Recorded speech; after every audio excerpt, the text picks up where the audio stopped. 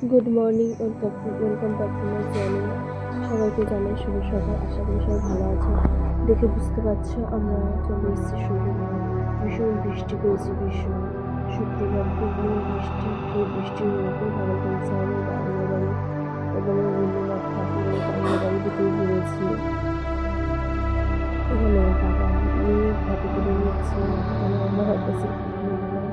তারপরে এই যে রবীন্দ্রনাথ ঠাকুরের বাংলা বাড়িতে যাওয়া হয়েছিল, সেখানে গিয়ে আর সেখানে দেখার কিছু ছিল না, তো সেই আগেকার দিনে সেই বাড়ি রয়েছে।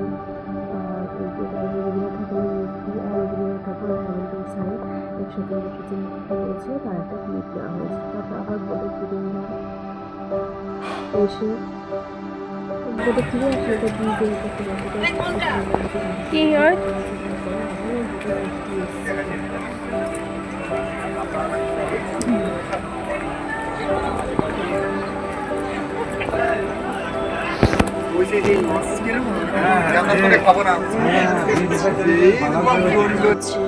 তারপরে এসেই লাঞ্চে বসে গেছিলাম। লাঞ্চে ছিল ভাত, ডাল, ঝুড়ি, আলু ভাজা, পুঁই শাক দিয়ে মাছের মাথা দিয়ে চচ্চড়ি।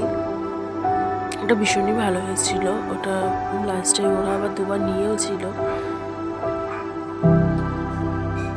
এখানে বাবা খেতে বসেছে, এখানে মা, এখানে আমাদের পুচকু ও সেই ডাল আলু ভাজাতেই পড়ে আছে। ইলিশ টিলিশ কিছুই নেবে না। তারপর নিয়েছিল লাস্টে, তারপর সেটা আমার বাবার পাতে তুলে দিয়েছে।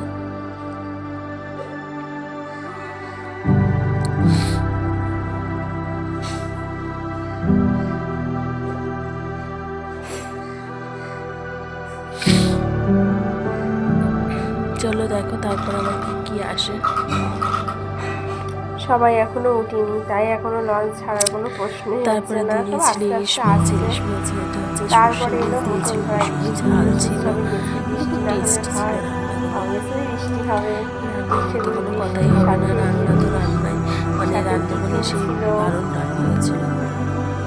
তরকারি, লুচি, আলুর দম আর একটা করে তারপরে সবাই বলে এসেছিল বাড়ি নিয়ে গেল গলদা, বাগদা চিংড়ি, বাগদা চিংড়ি, মালাইকারি। ওটা মালাইকারি না, তেল ঝাল হবে। এই একটু সেলফি তোলা হচ্ছিল। এটা হচ্ছে রবীন্দ্রনাথ পুঁই চচ্চড়ি আবার নিয়েছে এরা।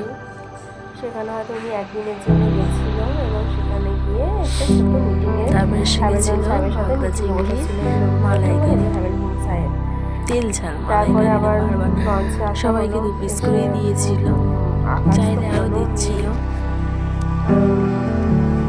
শুক্রবার শনিবার প্রচন্ড বৃষ্টি পেয়েছি আমরা। আকাশ পুরো ঘন মেঘে পুরো ঢাকা।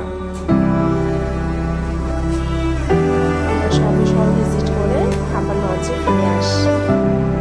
লঞ্চে এসে হবে লাঞ্চ।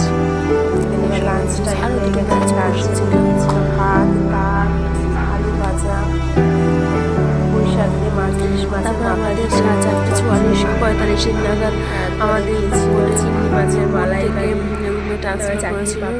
রুমের নাম হচ্ছে আপনাদের সার্ভিস ভীষণ ভালো, খুব সুন্দর ছিল। 3 তলার মানে সারাদিনের যে সার্ভিস অসাধারণ, বলার অসাধারণ লাগছিল। মেয়ে তো শুধু ডাল আলু ভাজা দিয়ে খাচ্ছিল, কারণ একটু ঝাল ছিল তরকারি পত্র।